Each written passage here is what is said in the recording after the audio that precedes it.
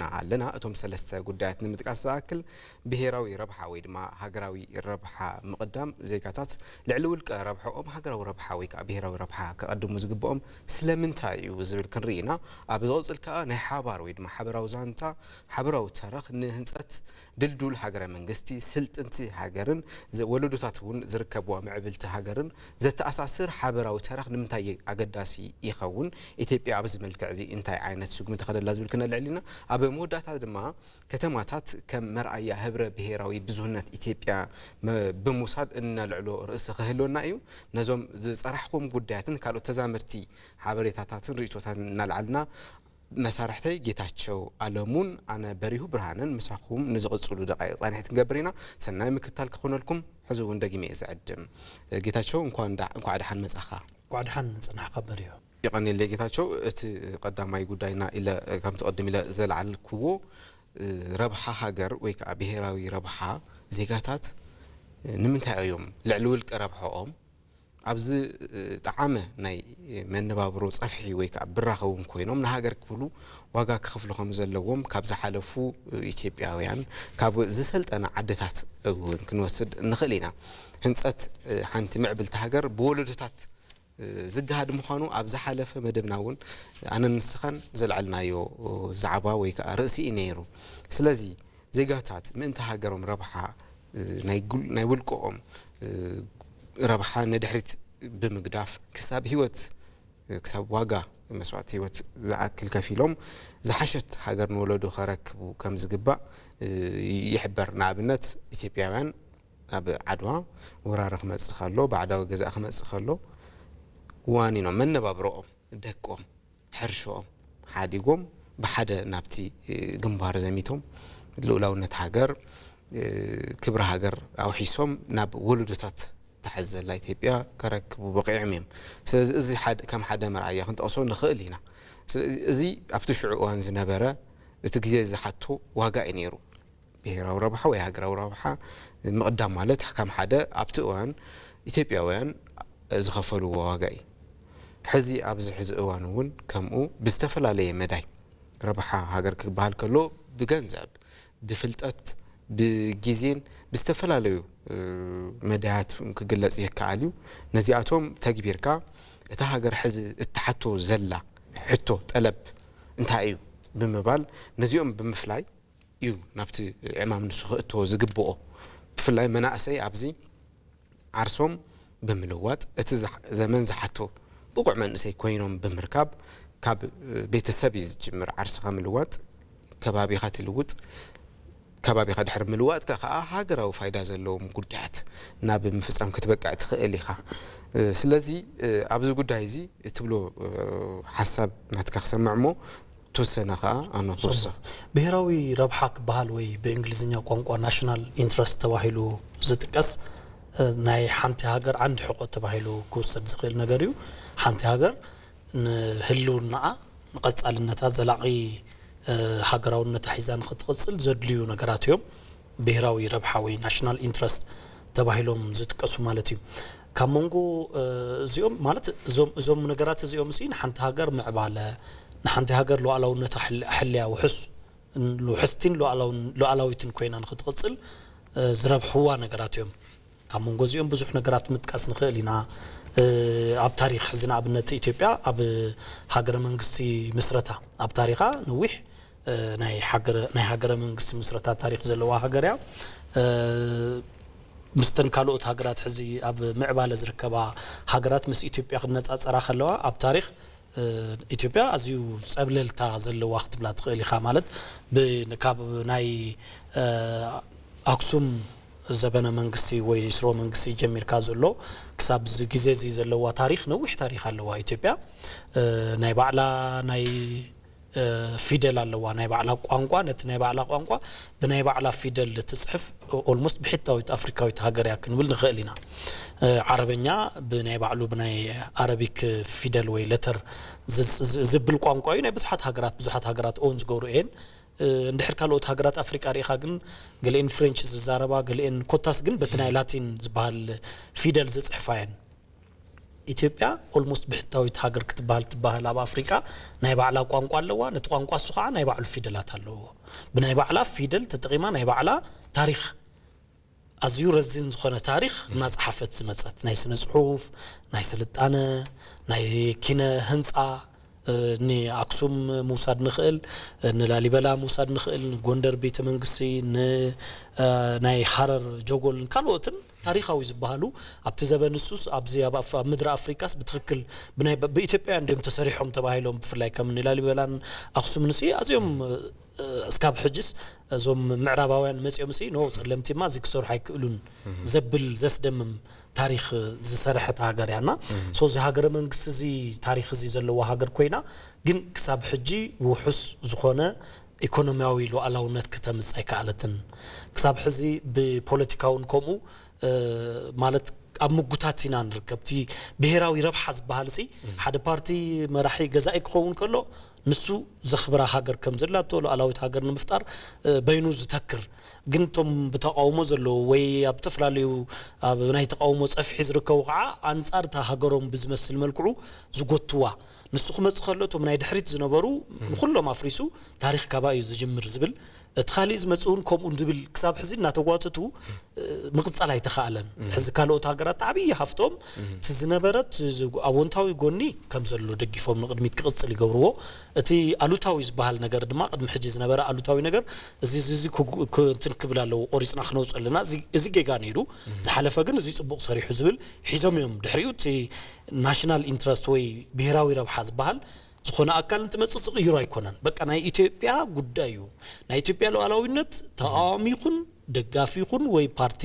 ገዛኢ ፓርቲ ይኹን ወይ ተቃዋሚስ ዝቀያየር ነገር ኣይኮነን ናይ ሃገር ሉዓላዊነት ኩሎም ኢትዮጵያውያን ኣብ ውሽጢ ዓዲ ይሃሉ ኣብ ደገ ይቃወሙ ይደግፉ ኣብ መሪሕነት ይሃሉ ወይ ብኻሊእ ጉዳይ ብዘይገድስ ሉዓላውነት ኢትዮጵያ ዘይቕለደሉ እዩ እዚ ናይ ኢኮኖሚ ኢትዮጵያ ኢኮኖሚ ንኸዓቢውን ከምኡ ኩሎም ኢትዮጵያውያን ናይ ሓባር ታሪኾም እዩ بحبار كعبي يزخلو عدهم بتقصل تغل نحبار نجر كخبر خلوهم كمان جزء أب كربا أوان بمنجساوي درجة إنشيتيف توسيدو ناي إثيوبيا مالت كاب عبي كدب حداسة ممرق جميل كاد حريق ستحزو منجساوي إمامات هلو زوم ناي تفترو غاز ندحرينا يوم ناي زبناوي دخوع ندحرينا كم اون نسلام زوعل ناي نوكلير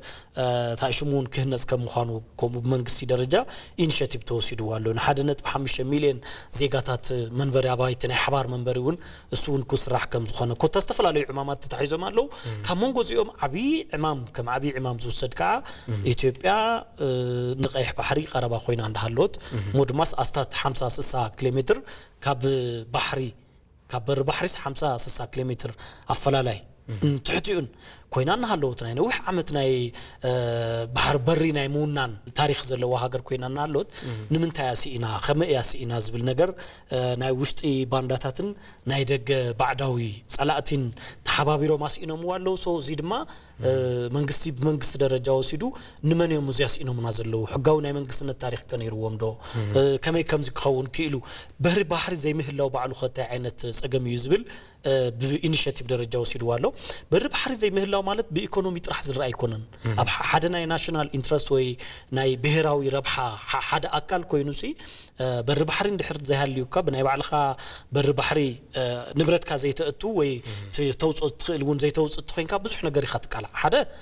تتوصو نبرت توم سبر بحري تخاريخات خوينكا تسرح يريو ولو نابنت اصوارات كونات كون يخيل يكوتاس ناي سيكوريتي غداياتكا نسخات راح تفلطوم تخيل ناتكا هاجر راح تفلطوم تخيل نجر كوينوم نهالو ناب عدخا غزيخا ختمصوم كالوت هاجرات زريوم تعينت نبرت حيسكا كاب من غزيخايو بخندي تغزيو توم نبرت سوم ككودوم وي شموم تايبال بخمي كفشلو يخلو زبلو خالوت صلات ندحر زريومو بخالوت بري ندحر تحلف كوينكا كوتاس ناب غزا حيسكا يتاتو اسبيزاس خالوت سبات تزريو مرز تيماتيم دي خايسكا شنكوت خايسكا ناي غزا خناي بعل خناي بين خاصله زخونه حيسكا يخطاتو ناب غزا خاله كخالوت كريوت انت زيريو وي مرز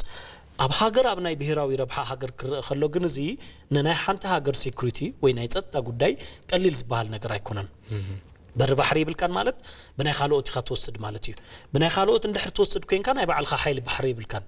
حيل بحر ندحر زي هالليوكا البحري ناتكا نبرت زخونه صقم تبصحو زبصحلو اكل يلن مالتي مخنياتهم بر بحري بالكان بحيل بحريون يبلكان حيل بحرغا ناتكا نبرت زخونه ነገር كيخون تغواي خيدو صدتا زوحس ناتكا نبرت طرح زي كونس ناي كالوتهم حقاويان زخونو سبهافتي حقاويان زخونا هاغرات زمحلالفالو مسمر يقح بحري ازيو بركس بلنا علمنا ناي نقدي مسمر تبايلو زوسديو ابوش زين نحنا تواساتي كنخون كنخلالنا كما هاغريو ኢትዮጵያ በኢኒሺየቲቭ ደረጃ ሒዛቶ ዘላ ማለት ይና እዚ ማለት ኃይል ባህሪ ከድለካዩ ኃይል አየር ከድለካዩ ኃይል ባህር ኻታዩ ዘድሊ ና ኢትዮጵያን ኤርላይንስ ናብ ሰፍላላይ ሀገራት ክበርር ከሎ ዝጥቀሙን ቦታታት አለው ውሑስ ሳይኮኑን ይሉ ዘአምኖም ዝገድፎም ቦታታት አለው ውሑስ ሳይኮኑን ብዝበሎም ንዘይ ምሕላፍ ግን ከምዚ ዙሪያ ጥምጥም ዝኸለሉ ነገር አለው ክኸልል ከሎ ግዜ ይቀትል ናይ ነዳዲ ወጻኢ ይውጽ ነቶም ዓማዊሉን ኮሙ ብልክ ንኽንገላቱ ይኸውን ወይ ድማ ኣብ ሓፂር ግዜ ክበጽሕዎ ሓፂር ቦታ እናሃለዎ ብሰንኪ ኃይል ባህሪ ናይ ባዕለይ ይብለይን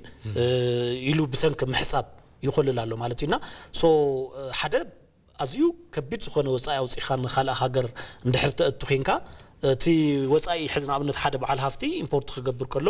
ናብ መንገዲ ዝኽፈል ነገር ኣሎ ናይ ባሕሪ ዝኽፈል ኣሎ ኣብ ባሕሪ ክዓርፍ ከሎ ዝኽፈል ናይ ክራይ ኣሎ ኮታስ እዚ ኩሉ ኣብ ዜጋታት እዩ ዘውዕሎ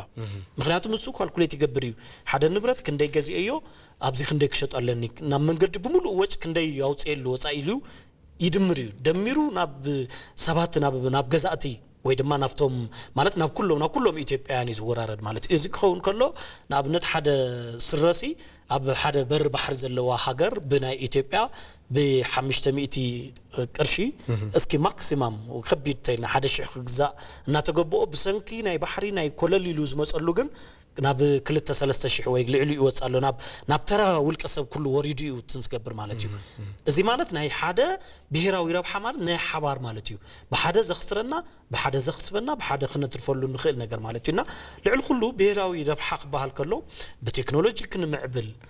ብኢኮኖሚ ክንምዕብል ብፍልጠት ክንምዕብል ዜጋታትና ውሕስ ዝኾነ ህይወት ክነብሩ ብናይ ምግቢ ሕቶ ከይህልዎም ጥራሕ ዘይኮነስ ኣትረፍቲ ከሰብቲ እውን ክኾኑ ጉዳይ በር ባሕሪ ከም በሓደ ብሄራዊ ረብሓ ተገይሩ ተወሲደሎ ማለት እዩና ልዕሊ ኩሉ ድማ ቶም ናይ ሴኩሪቲ ጉዳይ ዝቕልደሎም ኣይኮኑን በት ናይ ባዕልኻ ሓይል ባሕሪ ተዘይሃሊካስ ሓደጋ ይበጽሖ ንብረትካ ማለት እዩና ሓደጋ ንኸይበጽሖ ሃገርካ ውሕስቲ ክትኸውን ሉዓላውነትካ ዝሕሉ ሓይሊ ባሕሪ ሉዓላውነትካ ዝሕሉ ሓይሊ ኣየር ሉዓላውነትካ ዝሕሉ እውን ናይ እግሪ ናይ ምድሪ ጦር ክህልወካ ምእንታን እዚኦም ኩሎም ተጣሚሮም እዮም ንሓንቲ ሃገር ናይ ብሄራዊ ረብሓ ክትኽበር ዝገብሩ ማለት እዩና ልዕሊ ኩሉ ማለት ከም ኢትዮጵያውያን ኩሎም ኢትዮጵያውያን ተቃዋሚ ይኹን ደጋፊ ይኹን ኣብ ውሽጢ ዓዲ ይሃሉ ኣብ ደገ ይሃሉ በዓል ሃፍቲ ይኹን ድኻ ዝተማሃረ ይኹን ዘይተማሃረ ኣብ ጉዳይ ሉዓላውነት ኢትዮጵያን ብሄራዊ ረብሓ ኢኮኖሚያዊ ምዕባለ ዝበሃሉ ክቅልድ ከም ዘይብሉ ተቃዋሚ ብምዃኑ ምኽንያት ገዛኢ ብዘይ ምዃኑ ምኽንያት እዚማ ኣነ ተዘይሃለዮ ኣነ ተዘይፈሪመሉ ኣነ ቀሪበ ሓቢረት ተዘይተደራዲረ ኣነ ናይቱ ኣካል ናይቲ ታሪኽ ኣካል ተዘይኮይነ ክፈርስ ኣለዎ ኢሉ ከኣምን ክኽእል የብሉን ብኻልእ ኣባሃላ ናይ ኢትዮጵያዊ ኮይኑ ምስ ካልኦት ሃገራት ጣልቃ ኣትዩ ኣብ ናይ ኢትዮጵያ ረብሓ ዝጫወት ተኮይኑ ማለት ንሱ ናብ ስልጣን ክመጽእ ጸላእቲ ናይ ኢትዮጵያ ዝበሃሉ ኣካላት ሓቢሮም ተሓባቢሮም ንክሕግዝዎ ከይዱ ዝመክር ተኮይኑ ኣብ ናይ ኢትዮጵያ ብሄራዊ ረብሓ ኮፍሊ ይጫወታሉ ማለት እዩና ስለዚ ኣብ በረኻ ኮይኑ እንዳሃሎ ወይ ኣብ ዝኾነ ኤሪያ ኮይኑ ወይ ተቃዋሚ ኮይኑ ንብሄራዊ ረብሓ ኣደው ዘይበለላ ስልጣን ምስ ሓዘ ካዕደው ዝበለጸ ዝያዳ ደው ይብለላ ኢልካስ ኣምኑን ክሸጣዩ ንረብሓ ይደው ኢሉ ዘሎ ንናይታ ሃገር ረብሓ ዘይኮነስ ንናይ ባዕሉ ረብሓ ማለት ሕዚ ናተይ ናይ ኣነ ጌታቸው ክኸስቦ ዝግበአኒ መኽሰብ ካሊእ ጉዳይ እዩ ኢትዮጵያ ከም ሃገር ክትኸስቦ ዝግበአ ካሊእ ጉዳይ እዩ ስለዚ ቅድሚያ ክወሃብ ዝግበኦ ሃገር እዩ ምክንያቱ ሃገር ማለት ትማሊ ቅድም ከም ዝጸርሕኻዮ ኣብ ዓድዋ ተዋዲቆም ዝረከቡ ኣብ ሓጎታትና ዘለውዋ ጸኒሖም እውን ኣብቲ ናይ ሓርበኛታት ናይ 1930ታት ኣብ ዝነበረ ግዜ ውን after ናይ 5 ዓመት ናይ ሓርበኝነት ኮሙ ጸኒሖም ኣብ ካራማራ ኮታስ ኣብ ሰፍላለዩ ቦታታት ኢትዮጵያን ብሙሉኦም ተሓባቢሮም በእምነት በቋንቋ በብሔረሰባዊ ማንነት በተዓባቢያ በኸባቢ በከተማ ገጠር ምሁር ዘይምሁር ከይበሉ እዮም ብሓደ እዮም ደው ኣቢሎም ኣጽኒሖምልና ሕዚ እሱ ናይ ኩናት ዝደልዮ ዝነበረ እዋን እዩ ብጦር መሳርያ ወይ ድማ ብኣጽዋራት ኩናት ተቃሊስካ ተብሎ እዩ ሕዚ ናይ ሉዓላዊነትን ናይ ሓንቲ ሃገር ብሄራዊ ረብሓ ዝኽበር ብኢኮኖሚ እዩ ስለዚ ኢኮኖሚ እንታይ ዘድልየና ንምንታይና ዳኺና ኣበይ ናይ ከባቢ እዩ ዝብል ድማ እንታይ ጎዲልና ዝብል ከም ሓደ ዝክርአ ዝግብኦቶም ዝስርሑ ዘለዉ ናይ መንግስቲ ኢኒሼቲቭ ተወሲድዎም ዓብይ ግድብ ሕዳሴ ኢትዮጵያ ዳግማዊ ዓድዋ እዩ ተባሂሉ ኩሎም ኢትዮጵያውያን ተሓባቢሮም ዝሰርሕዎ እዮም ሕጂ ዝተጀመሩ ካልኦት ጅማሮታት ኣለዉ ንዖም ሓዊሱ ሕዚ ብኢኮኖሚ ሉዓላዊ ኮንካ ሉዓላዊነትካ ንምኽባር ከታይ ክግበር ኣለዎ ዝብል ናይ ሃገር ብሄራዊ ረብሓን ክኽበር ኩሎም ዜጋታት ቀሪቦም ክመኽሩ ክሕግዙ ክሰርሑ እዚ ምግባር ተዘይኩ ኢሎም እኳ ስቕ ኢሎም ክርእዩ ከም ዘለዎም እዩ ብሃገር ደረጃ ከም ኢኒሼቲቭ ተወሲዱ ዝዝረብ ዘለና ብሄራዊ ረብሓ ብውልቀ ንጻጸር ዘይኮነስ ብደረጃ ሃገር ዝረአ እዩ ንምባል ዝኣክል እዩ ጽቡቕ ከምቲ ተልዕሎ ዝነበርካ እዩ ነዚ ሃገራዊ ተበግሶ እዚ ዘይጋታት ኣብ ዘለዉ ኣብ ዝኾነ ይኹን ኩርናዕ ዓለም በርባዕቱ ኣንፈት ዘለዉ ዘይጋታት ኣብ ሓደ ከስምሮም ዝኽእል ድዩ ዝብል ሕቶ ከለዓለ ኣሎ እሳቶም በቲ ዘመሓድር ዘሎ ኣካል በቲ ቶን በቲ ርዝነት ንሱ ድዮም ዝወስድዎ ዝርድእዎ እንታይ ቀጻሊ ስራሕ ትኸይደሊ ጎስጓስ የድልየ እዩ ብሓደ ግዜ ዘረጋገጽ ነገር ኣይኮነን ስለዚ ተኸታታሊ ስራሕቲ ምንቃሕ ግንዛቤ ምፍጣር ቀልቢ ኣብ ዝተፈላለዩ ቦታታት ውሽጢ ዓዲ ደሞ ዘሎ ዜጋታት ካብ ምግዛእ የድሊ እዩ ናብ ዓዶም መጽኦም እውን እቲ ኣብ ዓዲ ዘሎ ነገር ክርእይዎ ክግንዘብዎ እቲ ኣብቲ ባይታ ዘሎ ናይቲ ሕብረተሰብ ስምዒት እንታይ የድልዮ እንታይ ይጎሎ እንታይ ከየድልያ ተዓዲ ዝብል መጽኦም ብግብሪ እዮም ክርእይዎ ዘለዎም ስለዚ ሃገር ምቕዳም ወይ ከዓ ብሄራዊ ረብሓ ምቕዳም ማለት ምስማዕ ወይ ከዓ ኣፍልጦ ጥራሕ እውን ኣይኮነን ብግብሪ ክትመጸለካ ሃፍቲ ክተብሰለካ ዝሕገዘ ከም ትቐድም ኢልና ዘለዓልናዮ ብገንዘብ ብፍልጠት ወላ ብጉልበት ዝግበር ወፈያ ዝሓትት ምዃኑ ክነልዕል ንፈቱ እዚ ካበልና እስኪ ምስ ዘለና ሰዓት እውን ንምጥቃም ናብቲ ካልኣይ ርእስና ክንሓልፍ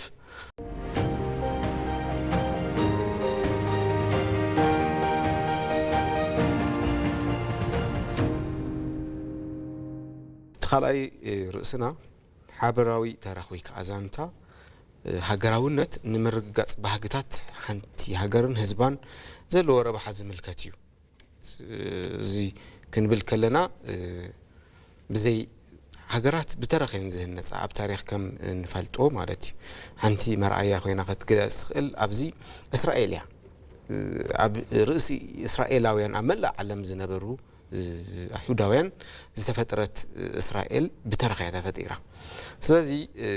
ሕዘላቱ ጸብለልታ በመዳይ ውሕስና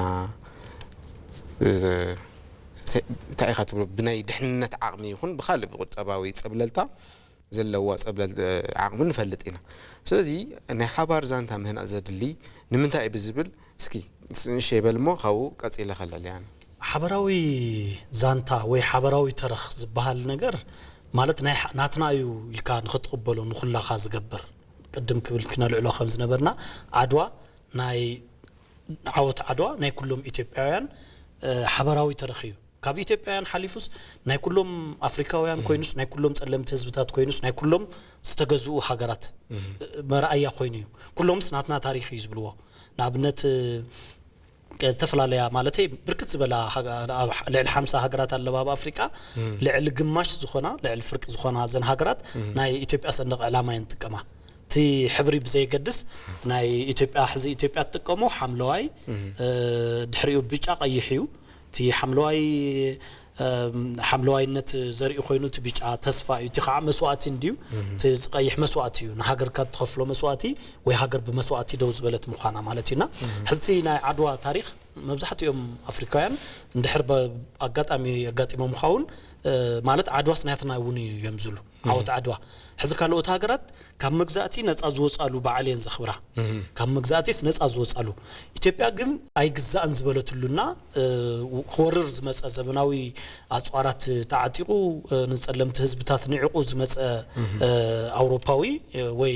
ና ጣልያናዊ ክትብሎ ትኽእል ኣዝዩ ብብድዕ ብትምክሕቲ ዘመናዊ ኣጽዋር ተዓጢቀ ኣለኹ ኢሉ ኣጥዑይ ናይ ኩናት ዓቕመል ለኒሉ ብቐሊሉ መጽኡ ኸጥቅዕ ከም ዝኽእል ኣሚኑስ ናይ ኢትዮጵያውያን ሃብቲ ንብረት ክዕኑ ንኢትዮጵያውያን ከም እንስሳ ንሱ ከም ሰብ ኣብዚ ዓዲ ክነብር ሪሶርሶም ክወስድ ክዕምስ ክደፍር ንብረቶም ከቃጽል ክቐትል ክኣስር ክደፍር እዩ መጽኡ እዚ በፍጹም ክኸውን ኣይኽእልን እዩ ናህና ባህሪ ኣይኮነን ኢትዮጵያ ትበሃል ሃገር ኣላትና ነዛ ሃገር እዚኣ ካብ ዝተፈላለዩ ካብ ጫፍ ክሳብ ጫፍ ዘለው ኢትዮጵያን በርባዕቲኡ ሸነኽ ተኣኻኺቦም ንባዕዳዊ ወራሪ ኣሓፊሮም የመልሶም ወዚ ናይ ኩሎም ኢትዮጵያውያን ሓበራዊ ተረኸም እዩ ዝኸርዕሉ ካብ ኢትዮጵያውያን ሓሊፉስ ናይ ኣፍሪቃውያን እዩ ዝቕንቅኑ ብኣፍሪካኒዝም ዝቕንቅኑስ ነዚ ከም መርኣያ እዮም ዝወስድዎ ኣብዚ ነዚ ሓቢርካ ክትኸይድ ከለኻ ጎንን ጎኒ እንታይ ኣሎ ናይ ኢትዮጵያ ሰንደቕ ዕላማ ኣሎ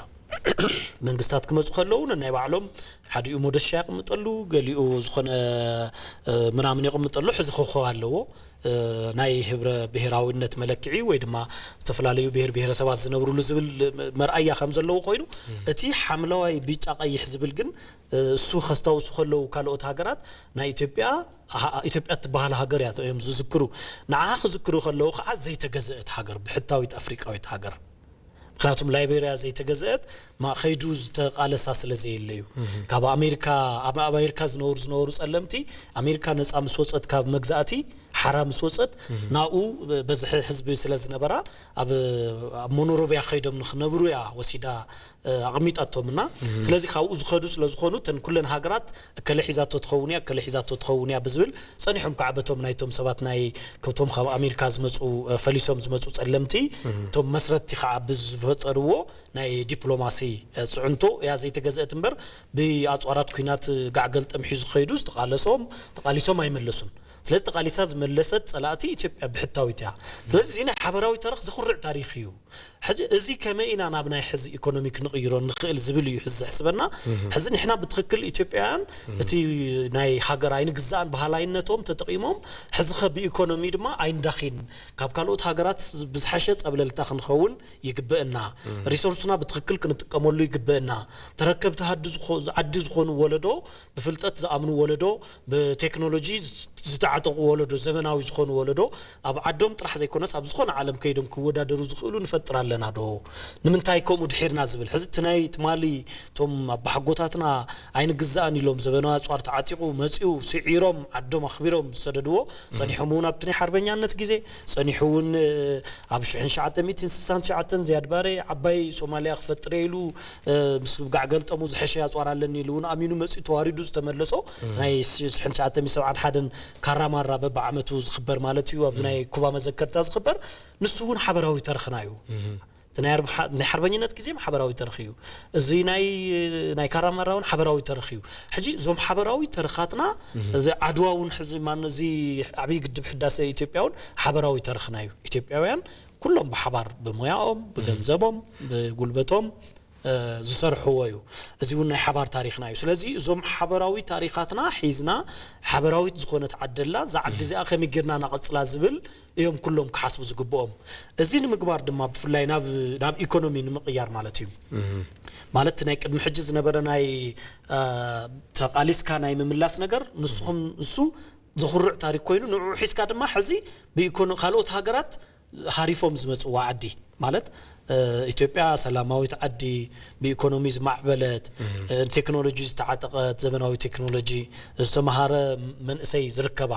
60 ሚእታዊ ሕዚ ዘሎ 130 ሚልዮን ህዝቢ ኣለዋ ካብ ውሽጢ እዚ 60 ሚእታዊ ዓቕሚ ዘለዎ ጉልበት ዘለዎ ክሰርሕ ዝኽእል መንእሰይ እዩ ነዚ መንእሰይ እዚ ናብ ስራሕ ኣቲኻ ዝማዕበለት ሃገራ ምፍጣር እንታይ ኢና ንሰርሕ ዘለና ዝብል ናይ ኩሎም ኢትዮጵያውያን እጃም እዩ ኩሉ በብገዝኡ ኮይኑ ክሓስቦ ዝግብኦ ክሰርሐሉ ነዚ ድማ ግምት ውሽጢ ኣትዩ ክሰርሐሉ ዝግብኦ ማለት እዩ ሓበራዊ ታሪኻትና ሒዝናስ ዝማዕበለት ሃገርና ድማ ብመላእ ዓለም ሕዚ ከም ትሪኦ ዘለኻ ብዝተፈላለዩ ሸነኻት መናእሰይ ኢትዮጵያ ብዘይሕጋዊ ስደት እና ወሓዙ እዮም ዝርከቡ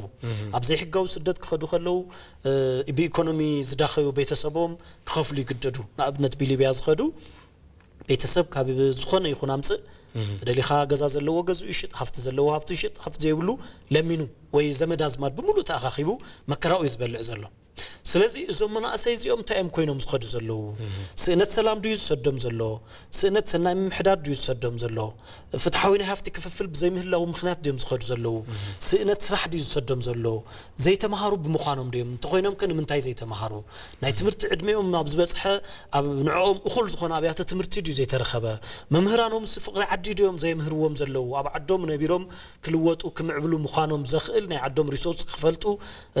ናፈጠርቲ ስራሕ ንክኾኑ ዘኽእል ትምህርቲ ኣይረኽቡን ዘም ዘለው ንምንታይ ዝብል ኩሉ ክሓስበሉ ዝግብኦ ማለት እዩ ምክንያቱም ዝማዕበለት ሃገር ተሃልየትካ ዜጋታትካ ሃገሮም ዝፈቱ ተኾይኖም ዝተማሃሩ ተኾይኖም ሰላማዊት ተኾይና ሰናይ ምሕዳራ ጽቡቕ ተኾይኑ ፍትሐዊ ሃፍቲ ክፍፍል ተሃልይዎ ንምንታይ ስደት ይኸይድ ስደት ማለት እኮ ኣብ ናይ ቤተሰብካ ኣብ ሓዘንም ኣብ ተሓጓስም ዘይትርከበሉ ማለት እዩ ምስ ህዝብኻ ዘይትነብረሉ ባህልኻ ብዝግባእ ኤክሰርሳይዝ ዘይትገብረሉ ምስ ህዝብ ምስ ኣብ ሃገርካ ዘይትነብረሉ ታሪኽ ሃገርካ ብታሪኽ ሃገርካ ዘይትቆርዐሉ ኣብ ስደት ከይንካስ ኣነ ኢትዮጵያ የተገዘአትንያ ዘይተገዘአት ሃገር ያ ዘላትኒ ቆርዕ እትልካ ዋጋ ይብሉን ታለካ ሞኸድካ እሶም በዘመናዊ ድማ ተገዚኻ ኸድካ ኣለኻ ማለት እኮ ይበቃ ካብ መግዛእት ሰዓራ ይወጻኻን ማለት እዩ ኣብ ዓድኻ ትነብር ኢኻ ቁሩዕ ትኸውን ከለኻ ዓድኻ ክትኽብር ኣለካ ዓድኻ ክትኽብራ ከተኽብራ ከለኻ ተኽብረካ ማለት እዩና እዚ ዝፈጥሩ ዜጋታት ፖለቲከኛታት ኢኮኖሚስታት ምሁራት መምህራን ኮታስ ኣብ ዝተፈላለዩ ዘፈር ዘለው እዚ ኣብ ግምት ውሽጢ ኣቶም ክሰርሐለዎ ሚለ ዝኣምን ሓበራዊ ተረኽናስ ናብ ረብሓ ቀይርና ናብ ልምዓት ቀይርና ዞም ናይ ታሪኻዊ ቦታታትና ተጎብነይቲ ዝኾኑሉ ናይ ቱሪስት መስሕብ ዝኾኑሉ ኣታዊ ንረኽበሉ ዝኾርዕ በታ ዓዲ ዜጋ ከኣፍሪካ ኣብ ሉዓላዊነቱ ዘይደራደር ማለት እዩ እንድሕር ዓዱ ዝኾርዕ ኮይኑ ዓዱ ዝፈቱ ኮይኑ ዝፈልጥ ኮይኑ ዝተማሃረት ኮይኑ ዓዱ ንሓሊፉ ኣይምን ዓዱ ሓሊፉ ዝህብ ባህል ዓሻ እዩ ማለት እዩ ወይ ድማ ብዓዱ ኣይኮርዕን ወይ ናይ ውልቀ ረብሑ ጥራሕ ዝሕስቦ ሰብ እዩ ማለት እዩና ተተሓሓዝትዮም ንምባል ዝኣክል እዩ ጽቡቕ ከም ትዘላልካ እዩ እዚ ከም ቀንዲ እታወት ክንወስዶ ንኽእልና እዚ ናይ ሓባር ምርዳእ ዝበሃል ነዚ ምግሃድካ ኣባይታ ንምፍጣር ሕዚ ብግብሪ ኣብ ኢትዮጵያ ኮሚሽን ሃገራዊ ዘተ እንታይ ይሰርሕ ዘሎ እዩ እቶም ናብ ሓደ ከምፁ ዘይኽእሉ ጉዳያት ይንተርተሩ እዮም ዘለዉ ሕዚ ይጻርዩ ኣለዉ ንምንታይ ክዝተየሎም ዜጋታት ርእይቶ ክብሎም ሓሳብ ክብሎም ክጽንዑ ካብኡ ክእለዩ እዩ እዚ ሓደ ብግብሪ ናይ ሓባር ዛንታ ዘረዳድእ ሃገራዊ ሓድነት ንምርጋጽ ዝግበር ዘሎ ናይ ኮሚሽን ሃገራዊ ዘተ ስራሕ እውን ክንጠቅስ ኣለና ብፍላይ እዚ ስራሕ እዚ ፖለቲካዊ ውህደት ወይ ከዓ ምጥዓም ንምምጻእ እቶም ዘለው ቅርሕንቲ ዝነበሩ ዘይምቅዳዋት ታሪኻውያን ብኻልእ ጉዳያት እውን ዝተተሓዙ በብእዋኑ ዝምዕብሉ በብእዋኑ ብዝነበረ ምሕደራ ዝፍጠሩ ቅርታታት ኣለዉ ነዚኣቶም ቀሪፍካ ብፖለቲካዊ መልክዕ ዝሓሸ ዝበሃል ካብቲ ናይ ትማሊ ዝሓሸ ውህደት ዘለዎ ሕብረተሰብ ንምፍጣር ደገድስ ጉዳይ እዩ እቲ ኮሚሽን ዝሰርሖ ዘለዎ ስራሕ ብኻልእ መልክዑ ከዓ ልኡላውነት ሃገር ንምሕላብ እውን ዜጋታት ሃገራውነቶም ስምዒት ናተይነቶም ንምርጋጽ ልኡላውነት ብዶብን ወሰንን ክኸውን ንኽእል እዩ ብስሩ እውን በቲ ዘሎ ናይ ምዕባለ ተጸባይነት ንምትራፍ ማለት እዩ ታሪኽ ተጸባይነት ንምእላይ እቲ ዘለካ ጸጋ ናብ ረብሓ ማዕድን ክኸውን ንኽእል ሕርሻ ቱሪዝም ከም ተቀድምና ዘለዓልና ነዚኣቶም መዝሚዝካ ተጠቒምካ ዓርስኻ ሕድሕድ ዜጋ ካብ ተጸባይነት ካብቲ ዘለዎ መነባብሮ እንድሕር ወፂኡ ልኡላውነት ካብቲ ናይ ዶብ ወጻኢ በዚ እውን ዝረጋገጽ ስለ ዝኾነ ኣብ ውሽጢ ዓዲ እንታይ እዮም ዘለዉ ንጸጋታት ዜጋታት ብግቡእ መልክዑ ብግቡእ ዓቐን ብግቡእ ጥልቀት ወይ ከዓ ዕምቆት እዮም ዝርድእዎ እዚ እውን ምርጋጽን እቲ ተረኽ ዝበሃል ካብ ፖለቲካዊ ጉዳይ ሓሊፉ ናብዚ እውን ክነምጽኦ ክመጽእ እውን ከም ዘለዎ ምዝኻር የድሊ ካብዚ ሓሊፉ እቲ ምዚ ተታሒዙ ኢትዮጵያ ልኡላውነት ምግቢ ንምርጋጽ ዝብል ሓደ ጥርሖ ብግብሪ እውን ስራሕ ዘሎ እቲ ካብ ደገ ዝኣቱ ንረድኤት ዝውዕል ሰብኣዊ ረድኤት ካብ ደገ ንኸይኣቱ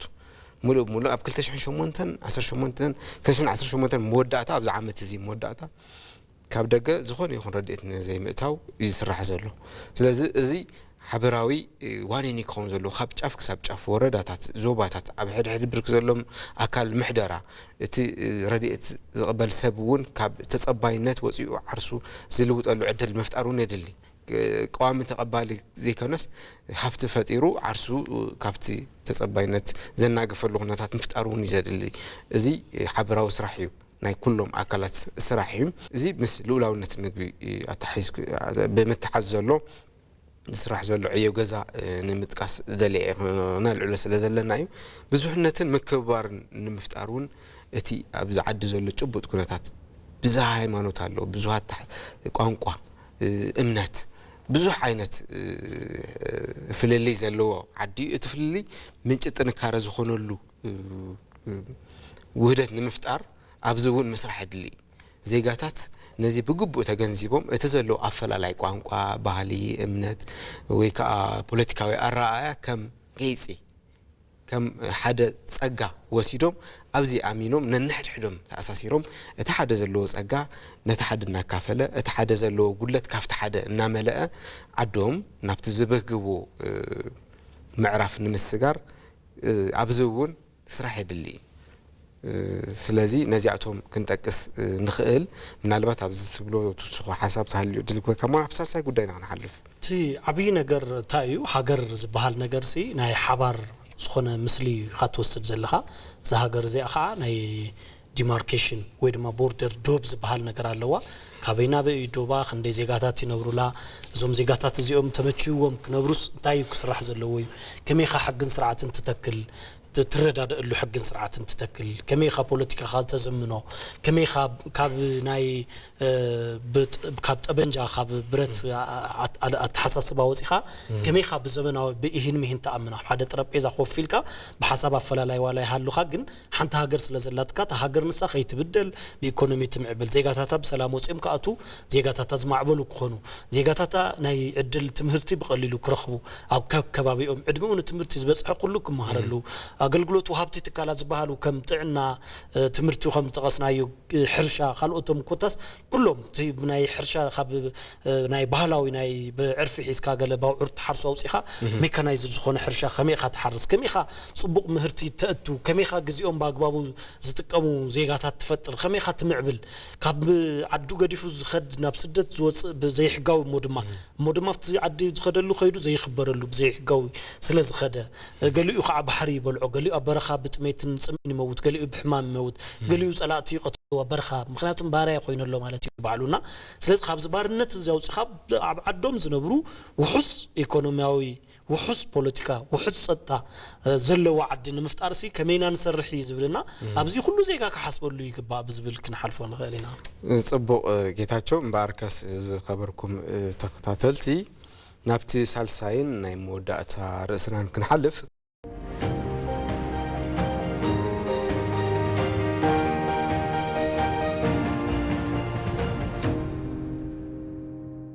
ከተማታት ኣብ ኢትዮጵያ ከም መርአያ ህብረ ብሄራውነትን ዋይብራንት ዝኾና ወይ ከዓ ነበርትን ምቹዋት ዝኾና ጥሓት ከተማታት ኣለዋ ነዛን ከተማታት እዚኣተን ምስፋሕ ምግፋሕ ካልኦት ከተማታት እውን ናብቲ ዘን ከተማታት ዘለዎ ብርኪ ክጽጋዓ ምግባር ዝኾነ ይኹን ኣገልግሎት እውን ኣብ ሓደ ተጨናነቀ ወይ ከዓ ኩሉ ዜጋ ካብ ሩሑ ናብ ሓደ መጽኡ ናብነት ከተማ አዲስ አበባ تزعبي عداقة زلو أب إثيوبيا طرح زيكونس بأمريكا درجة طرح عداقة أب أديس أبابا يزلو قالوا ببرك فيدرال زركبوا قلقالو تاتون مع أخل فيدرال ويك تي مول هاجر زي ما حدر كتما بمخانا نبزي سلزي وساعتات جزي مبخانون علو ادخامون علو سلزي كتماتات نبز درجة زي نمسقع ببركي هاجر زسرح زلو سرح كم زلو نفلتينا نابنت أب كتم أديس أبابا أبز حلفو كلتن ثلاثة عمتات بفلا أبز حلفو خلت عمتات زرعنايو كوريدر لمعت كوريدر بملكعو أدماساوي كهاجرو ملكع كهلو نابز تفلاليا كتماتات كجفح اتلم دنسو ناب كتماتات ناب كالوت كتماتات كللات كخيد كتماتات ون معر أديس أبابا ولا تزي تبعله ናብኡ ዝዝጋዓሉ ዕድል ንኽፍጠረለን ተተግቢሩ እዚ ጥራሕ እውን ኣይኮነን ናብ ቀረባውን ከተማ ቢሾፍቱ ሓደ በብርካ አፍሪካ ዝጽራሕ ዓብይ ማዕርፎ ነፈርቲ ክህነጸላ እዩ እዚ ሓደ ጸጋ ኢና ከተማ ካል ውህብቶ ኢና ከተማ ቢሾፍቱ ምስ ዘለዋ ተፈጥራዊ ናይ ቱሪዝም መስሕብነት ዓቕሚ ሓዊስካ ማለት እዩ ስለዚ እዚ ብመልክዕ ኢንፍራስትራክቸር ወይ ከዓ ትሕተ ቅርጺ ወይ ከዓ መሰረተ ልምዓት እንብሎ ግን ከተማታት ኢትዮጵያ ዜጋታት ካብ ዝተፈላለዩ ካብ ዝዓብይሉ ዓዲ መጽኦም ብስኒት ዝነብሩለን ከተማታት ኣለዋ ከተማ አዲስ አበባ ሓንቲ እያ ካልኦት ከተማታቱን ከም ዘለዋ ንፈልጥ ኢና እዚ ሓለፋ እዚ እስኪ ዘለዎ ረብሓ ኣብ ምፍጣር معبرات كتماتاتن استسانه ويكا تساني زنبر ሕብረተሰብን እንታይ ረብሓሎ እስቲ ንሪኦ ኣብ ከተማ አዲስ አበባ ከምርአያ ንሪኦ ዜጋታት ዘለዎም ስኒትን ምክዋር ሕዚ ከተማታት መግለጺ ህብረ ብሔራዊነትን ህብረ መግለጺ ህብረ ብሔራዊነት ክባሃል ከሎ ከተማታት አበይት ከተማታት ብፍላይ ማለት እዩ ዝተፈላለዩ ብሔር ብሔረሰባት ዝነብሩለን እዞም ብሔር ብሔረሰባት እዚኦም ዝተፈላለየ ዓይነት አከዳድና ዘለዎም ዝተፈላለየ ዓይነት አመጋገባ ወይ ዝምገቡዎም ምግብታት ዘለዎም ባህላዊ ማለት እዩ ዝተፈላለየ ዓይነት እምነት ዝኽተሉ ዝተፈላለየ ዓይነት ባህሊ ዘንጸባርቁ ዝተፈላለየ ዓይነት ቋንቋ ዝዛረቡ ግን ኣብ ሓንቲ ከተማ እዮም ዝነብሩና ስለዚህ ዛ ከተማ እዚኣስ ናይ ማለት ብፍላይ አዲስ አበባ እንድሕር ወሲድና ከም ዝበልካይ ማለት እዩ ናይ ምክኣል ከተማ ኢልካ ክትወስዳ ትኽእል ኢኻ ኩሎም ብሓደስ كي مالت كاب استفلالي شنخ إذا هاجر مسيوم جن أب هاد سابا مسيوم كنور خلو نهاد سابا ناي كتما باهلي ناي كتما يمزوسدو كمي نبر زيجاتات كمي نبرو كمي تدقم تمرتيم هرو كمي يمدقم تريت كيرم زعبي له مجدي زمهروا لهم أبيات تمرتات زنبو ومسحفتي مسكالوت بهرات نابهر بهر سباز زرخبوا لهم مجدتات زت عرار خلهم مجدي بحنساب كعشو متشوات له بحنساب منقصقاس وك مقبار له أب حدا زجوبنا يبو خبابتات مجوبنا يالله بفلاي كمتي قدم زجلس كي حزي كتماد سابان دحر يخص بزي بلمعات كوريدر مخنات زجوبنا يوسفر عليه كبابتات له وازم كمزي ودا باركي ودا جنت بحال له يونيتي وي ناي بحدنت بحال بارك له زي بارك عندنت مالتيو انططو له بعلو زصنح انططو بصرفت انططو صنح زجوبني دالو دحر يخا خوينكا ناي زوم زصنحو ناي اصي منلك خبابيون ስለዝነበረት እንጦጦ ባዕሉ ተخبابيሱ መጀመሪያ ኦይ ነብሩ ስለዝኖሩ አው ተፈላላዩ ብናይ ወርቅ መስቀላት አለው ሃይማኖታዊ ዝመስሉ ተፈላላዩ በሐድግ ደረጃ ተቀሚጦም ዜጋታት ዝጎብነዩዎም አለውና اما اخل ختمه حزب بزح زغمنا يلو ቦታ አለው ብዙሕ معرف አለው ብዙሕ ናይ ቆልዑ መጻወት አለው ብዙሕ ናይ ኩዕሶ መጻወት አለው ኢብን ሌይቲ ዝጫወቱሎም ማለት እዩ በሐጹር ተሐጺሮም ወንፊት መስል ሐጹር ንፋስ አመቺ ብዙخነ መልኩ ማለት እዩ እና ተዓጽዩ ሌይቲ ከምድላዮም ኩዕሶ ኳ ዘይወጻው ከባቢ ዘይርሕቀሉ ወይቲ ማለት ምቹ ዝኾነን ስፖርት ከማዕብሉ ዝደልዩ ቀጥሪ ኣብ ስራሕ ውዒሎም ግዜ ስለ ዘይብሎም ምሸት ኣኻኺቦም ተራኺቦም ቲ ዓቕምሱ ከማዕብሉ ንጥዕናውን ሓደ ካላይ ኻ ፕሮፌሽናል ዝኾኑ ኮኑ ቆልዑት ኮይኖም ኣብ ትምህርቶም ኣብ መጽናዕቲ ኣብ ገለ ጸኒሖም ብሓባር ዝራኸብሎም ኣብ ዝተፈላለዩ ከባቢታት ተሰሪሖም ኣለው እዚኦም ዓይነትና እዚኦም ኩሎም ዝተፈላለዩ ሰባት እዮም ዝጫወቱሎም ማለት ናይ ሓደ ከባቢ ወይ ናይ ሓደ ብሔረሰብ ወይ ገለ ኣይኮኑን ስለዚህ እዚ በዓሉ ሓንቲ ሃገር ኣብ ምህናጽ كلهم إثيوبيان أب حد خبابي منبار ملماد بعلو أبي يستوعبوا الله لعل كله خا كتما ببحريو مبزحت حزن دحر إخابي إثيوبيا بفلا بزحلفوا كربع عمتات بزحلفوا كاب دحر ملينيم فلاين توصيل كاس مبزحت يوسف كاب تفرالي وقطرات ناب كتما مو بزقبر فلازي يونيفرسيتي كوليجات جلس مرة أب كتما منبار يزمرز مخنياتهم أب كتما انتهى يالله بتعنا وياقلقلوتات بقليلو مركب على تمرتين دق خا بقليلو مركب على كمون تدليهم نجارات أسبيزا كوني خليو بقليلو عدي كان أي مركب نجارات على كتما تخينو لعلو كله جن تعنا بسبب حميمو أبقتر فلاي ديتات وليد النحري خاص فلاي مسمر زي أتولهم أسبالت زي يكون لهم ولا زي كوركونش من قدو زي تصرح لهم كبابتات مودما أو خبابي حكمنا أنت زي هادلو أديتات أبو وليد جزء تشكيمكا هوسبيتال عنا طبيعنا بزرق قبله أو خيد كون ريفرت بحال تخيل هوسبيتال حقوق تخينو ترانسبورت زي هادلو خبيدينا تينا كتماتات متأسسار بعلو دك سبات ቅልል ዝበለ ህይወት ክነብሩ ምቹ ህይወት ክነብሩ ዝሓብ ሕበት ዕና ክህልዎም ኣመጋግቦኦም ከጸብቁ ኣከዳድነኦም ጽሬቶም ክሕሉ ክዝምኑ ማለት እዩ ዝነብሩሉ ናብራ ድማ ባዕሉ ንግዲ ክኾን ይኽእል እዩ ኮታስ ኣብ ከተማውን ድሕር ተማሂሮም ኣብ ከተማ ዝተፈላለዩ ብሞያኻ ትሰርሐሎም ነገራት እውን ፋይናንሻል ትካላት ኣለው ባንክታት ካልኦት ዝተፈላለዩ ትካላት ኣለውና ስለዚ ከተማነት ባዕሉ ኣብ ከተማ ምንባር ምልማድ ባዕሉ ሕጂ ሕርሻና ካብ ናይ ገጸር ህይወት ዝተፈለየ ክኸውን ኣለዎ ኣብ ከተማ ዝነብር ሰብ ሰፊሕ ናይ ሕርሻ ቦታ ተቐቢሉ ብሜካናይዝድ ከም ታንቶ ዝገለጽናይ ምሕራስ ይኽእል እዩ ማለት ሓረስታይ ንምዃንስ ናይ ግድን ኣብ ገጸር ምንባር ተኸፊኢኻ ምንባር ኣከዳድናኻ ውሕስ ዘይኮነ ከባቢ ምንባር ንጥዕና ንትምህርቲ ቀረባ ዘይኮነ ከባቢ ምንባር ግዴታ ኣይኮነን እንስሳት ንምፍራይ እውን ተደሊኻ ከምኡ ምንባር ግዴታ ኣይኮነን ማለት ኣብ ከተማ ተቐሚጥካስ ንዕኦም ትሰርሖም ኢኻ ከፍቲ ምህጣር ትኽእል ኢኻ ምቹው ዝኾነ ኣጣሊኹን ኣባጊዕ ይኹን ደራዊ ይኹን ከተፍሪ ትኽእል ኢኻ ብኡን ክትትርፍ ትኽእል ማለት እዩ ካልኦት ንግድታት እውን ናይ ከተማ ሕርሻውን ተጀሚሩ ኣብ ቀረባታት እንድሕር ኢኻ ድማ ኣብ ናይ ከተማ ሕርሻ ኣሎ ካብዚ ሓሊፍካ ሰፊሕ እንድሕር ትደሊ ኮይንካ ካብ ሰፊሑ ብሜካናይዝድ ዝኾነ ካብ ከተማ ወፂኻ ምሕራስ ይከኣል እዩ ስለዚ ከተማታት ተዓብይ ነገር እንታይ እዩ ሓደ መግለጺ ህብረ ብሄራዊነት እየን ኣብ ከተማ ኢኻ ሓድነት ትምስርት ብፍላይ ኣዲስ ኣበባ እንድሕር ኢኻ ወለዶም ካብ ዝተፈላለዩ ብሄረሰባት መጽኦም ካብ ዝተፈላለዩ ክልል መጽኦም ወለዶም ግን ተንቆልዑ ኣዲስ ኣበባ ተተወሊዶም ዓብዮም ናይ ዝኾነ ብሄር ስምዒት ዘይኮነስ ኢትዮጵያዊነት እዮም ታሽሙ ዝገብሩ ቢውልድ እዮም ዝገብሩ እቲ ኣዲስ ኣበባነት ባዕሉ ይሃንጽዮም ማለት ኣብ ዝኾነ ዋላ ስፔሲፋይ ይግበር ናይ ብሄር ኦር ዝኾነ ገለ ኣይሃልዎ ግን ኣብ መብዛሕትኡ ኣብዛ ከተማ ተወሊዱ ዝዓበየ መንእሰይ እንድሕር ኣዛሪብከዮ ብኢትዮጵያ ኣይቅልድን እዩ ሕጂ እቲ ናይ ብሄር ጉዳያት ከም ንሪኦ ሕዚ ብሄርካ ምፍታው ቋንቋኻ ምምዕባል ብቋንቋኻ ምዝራብ ጽቡቕ ነገር እዩ እዚ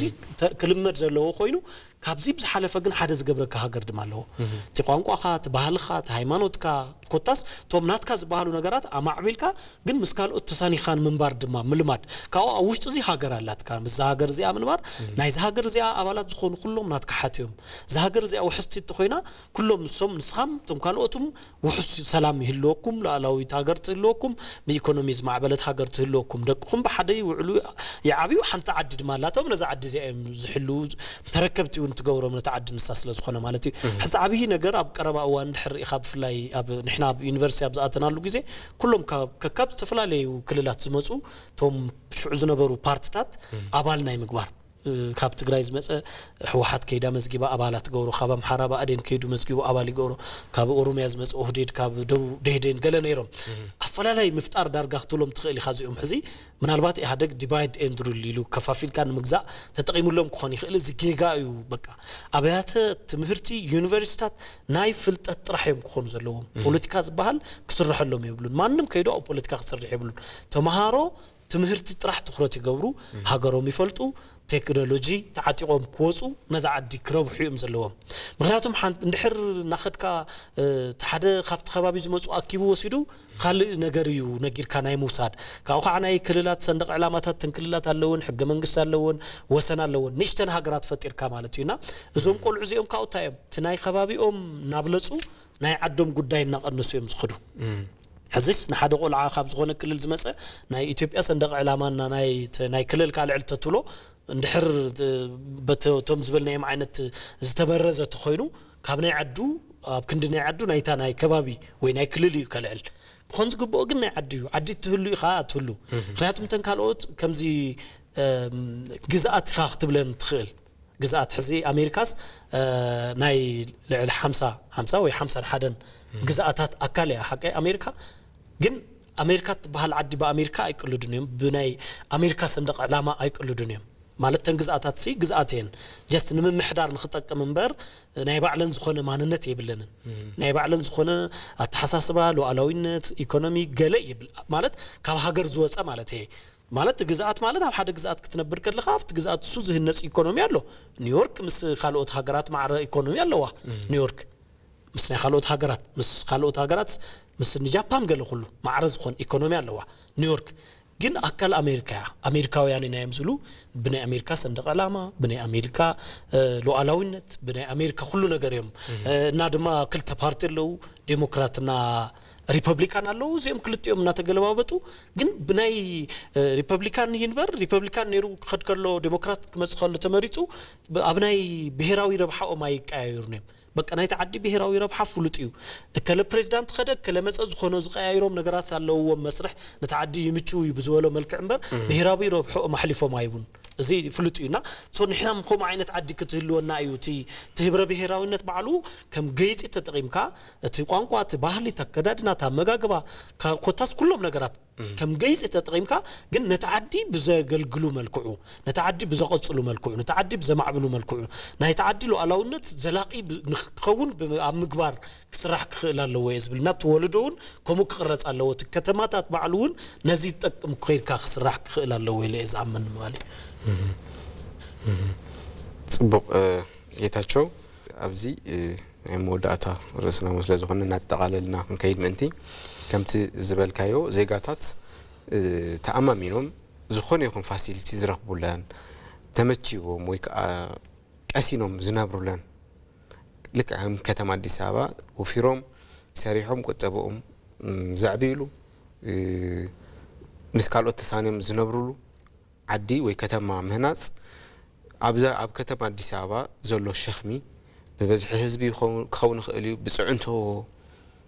ፋሲሊቲ ወይ ከዓ መሰረተ ልምዓት ክኸውን ይኽእል እዩ ንምሕደራውን ኣዝዩ ብዝሰፍሐ ኣብዚ ዓዲ ዘሎ ኣብዛ ከተማ ዝነብር ሰብ በቲ ዘለዋ ተሰማማዕነት ናብዚ እንድሕር ዝመጽእ ኮይኑ እቲ ጽዕንቶ ኣብዛ ከተማ እዚኣ ኣብቲ ዘመሓድር ኣካል እውን ኣብቲ ምቾት ናይቲ ነባር እውን እናዛየደ እዩ ዝኸይድ ስለዚ ከምኡን ዓይነት ተቀራራቢ ዓቕሚ ዘለዎም ከተማታት ምፍጣር ኣገዳስነት ተዋሂብዎ ናተሰራሕሉ እዩ ዝርከብ ከም ተቀድም ኢለ ዘለዓልክዎ ምቹዋት ክኾና እቲ ስራሕ ዘሎ ኮሪደር ክንወስድ ንኽእል ኢና እቲ ዝጋፋሕ ዘሎ መሶብ ሓደ ማእኸል ግልጋሎት ዝበሃሉን ክንወስድ ንኽእል ኢና ግልጋሎት ሓደ ማእኸል መሶብ ኣብ ከተማ አዲስ አበባ ተጀሚሩ ክልላትና ናይ ባዕለን ክውነን ኣለወን ተባሂሉ ናብ ክልላት ይገፍሕ ዶ ስለዚ ዜጋታት በቀሊሉ ክረኽብዎ ዝደልዩ ግልጋሎት ኣብ ከባቢኦም ኣብ ከተማኦም ክረኽቡ ይኽእሉ እዮም ንኣብነት ኣብ ደቡብ አፍሪካ ዘሎ ሓደ መርኣያ ክንወስድ ንኽእል ኢና ሰለስተ ማዕረ ኣገዳስነት ዘለውን ከተማታት ኣለዋ ኬፕ ታውን ፕሪቶሪያ ጆበርግ ከምኡ ዓይነት መንገዲ ኤግዛክትሊ ናብዚ ቀዲሕኻ ወይ ከዓ ንሱ ኣብዚ ምምጻእ ዋላካ ተዘየድለየ ዜጋታት ዝሰማምዑ ዝጠልብዎን ንምንባር ዝፈትዎን ከተማታት ንምፍጣር ልዑል ቦታ ክወሃቦ ስለ ዝግባእ ነዚ ንምጽባብ እውን ነዚ ጥጡሓ ዝኾና ከተማታት ንምፍጣር እውን እናተሰርሐ እዩ ዝርከብ ኣብዚ ዘለና ሓሳብ እዚ እዩ ምናልባት ትብሎ ታሊካ እድል ክበከሙ ማለት ሕጂ ዘለዓልከ መውዳእታስ ዘን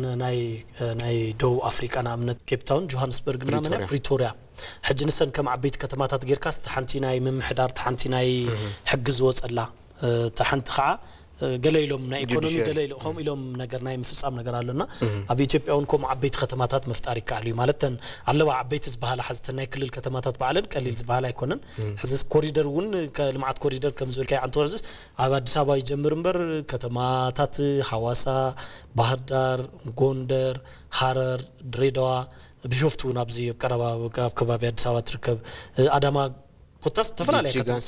እና ተጠቀማይን ዘለዋና እዚ አቀጽልካ ብልማዓት ቶም ዜጋታት ተሳተፍቲ ዝኾኑሉ ኩለን ከተማታት እውን ብማዕረና ዓበኻ ንኸዓብያ ምግባር ማለት እዩና ሓደ አኺባ ምግባር ሓደ ስልጠና ዝኾነ